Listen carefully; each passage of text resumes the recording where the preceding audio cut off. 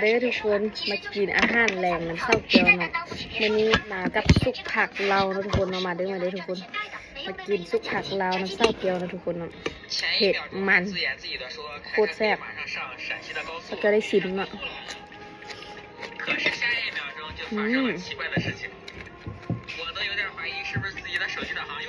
โคตรแซ่บกินกับผัก而且地图上也显示了高速的收费站就在人家自沟镇的镇子上。可是为啥我从这里去安康，导航怎么还显示让我走底下的路啊？让我走底下的路，再走上7.4公里才能上高速去安康。这到底咋回事？明明高速收费站呢就在我旁边。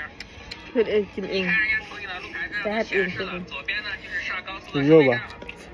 可是导航凭啥不让我上嘞？非让我再开上7公里的车到下一个收费站才让我上。มีพักอย่างก็ใส่แล้วพี่น้องเนาะถ้าเกิดมันใส่ผักบงแล้วก็ผักกาดจ่องแล้วก็ผักกาดข้าวเนาะแล้วก็ผักสลัดเลือเนาะเมื่อวานกินบ่เบิดกันเลยใส่น้ำกันนะทุกคนแซ่บ